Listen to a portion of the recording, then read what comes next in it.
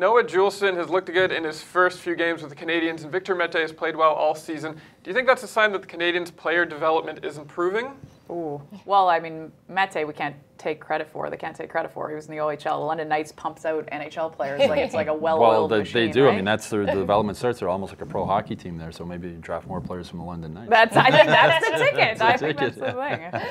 But Mete has been a real, in a season where there hasn't been much for Canadiens fans to be happy about, he's been a great story. Right. I mean, he's a great kid, a really nice kid to deal with. He can skate. Arpon Basu from The Athletic calls him the little ball of fun, which I think is the perfect nickname for him.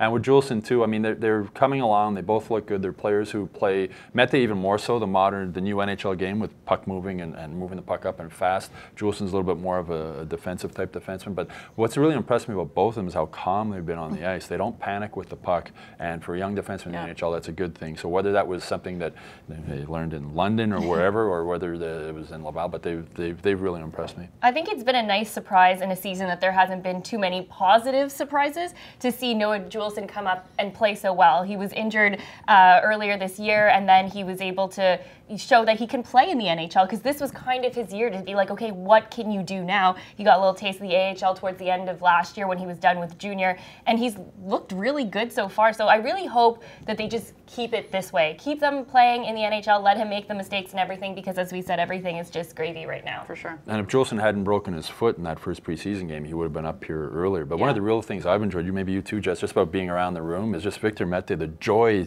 on the kid's face. Like, he's living his dream, an 18-year-old kid playing. And every time he comes in the locker room after a morning skate, he's beaming. Like, I think he's still pinching himself. He can't believe he's actually. And you need that kind of energy. You in the do, room, and you do. On a bad, taking most of the blame on a team that's really struggling, he's a breath of fresh air every time he walks into the room. Okay.